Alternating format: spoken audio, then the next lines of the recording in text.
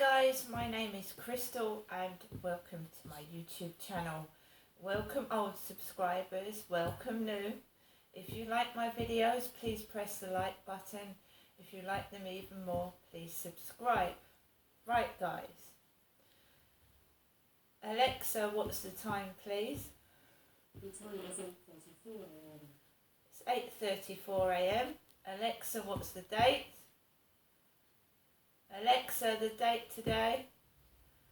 Today is Tuesday the 30th of August 2022. So it's the 30th of August 2022. Tomorrow is the anniversary of Princess Diana's death. She died in a car crash. Okay, 1997 on the 31st of August. Right, Alexa, what's the weather like?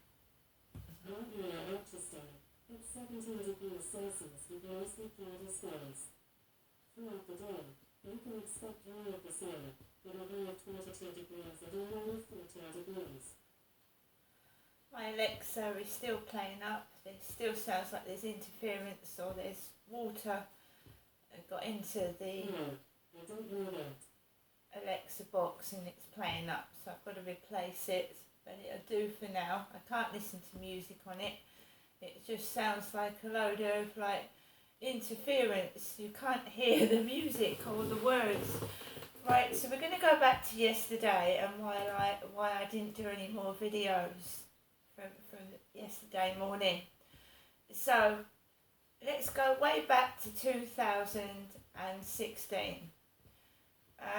That is when I put an ad on vivastreet, which I believe was a dating site.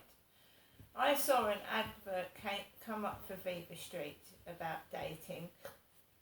So me, Crystal, put an ad on vivastreet because I was a single woman, a divorced single woman. I'm a woman. I put an ad on vivastreet and I wanted to meet people. I wasn't meeting anybody. The guy I had been going out with was treating me like crap. I'd been introduced to Carl, who I was seeing before, from my son. My son introduced me to this guy called Carl, and then it wasn't later on till I found out that this guy was on speed, which is a strong drug, and he obviously was an alcoholic. And I managed to get away from him. His name was Carl. So I wanted to meet somebody and settle down. Okay, so I put an ad on vivastreet, which I thought was a dating site. I met a couple of people off there. One of them was a guy called Craig Johnson, who I met in Wick's car park, and he took me back to my flat. And he explained to me that a lot of the ads on there were adult ads, women looking for no strings attached sex. But there were just ordinary ads for dating as well. So I explained to Craig that I wasn't one of those women. I was a woman that was just looking for a male companion. So when Craig left my flat, I said to Craig, who was he was South African bloke, he was from South Africa. And I said to him, if you don't want to see me again, please tell me and I'll understand that. But he didn't. He emailed me afterwards to tell me that he'd meet me again. And then he emailed me after that to tell me he didn't want to see me anymore. Okay, and I assume he went back to South Africa. Well, I also met this guy who was younger than me. When I put the ad on the site, I was about 47 or 48. I'm 53 now. I'm certainly not an 80-year-old lady. My mum, Jennifer, is 77, so it was me that put the ad on there. It was me that Craig Johnson met. Now, a lot of these guys, I didn't know where they lived, their whole name, or anything like that, because when you meet on a first date, you can't get a lot of information. Can you? All these guys wanted to come to my flat. I never went back to their place, which I found odd. And I was reckless, I was stupid. Now I've obviously listened to what Murder Analysed Christine Moore said about being careful and who you're meeting off the internet, and even going back to a hotel can be dangerous. I was bringing men from dating sites back to my flat back then. And another guy I met said he was 27. And he met me at the Chatham railway station. He met me, Crystal. And he was in a sky blue Ford Escort estate. Okay. Light blue. It wasn't dark blue. It was very light sky blue.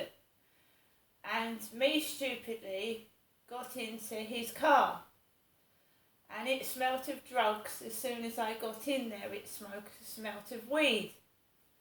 But I still got in there. Why, I don't know. And he drove me to the bottom of Chatham High Street. I think it's the White Horse pub or the White Lion pub.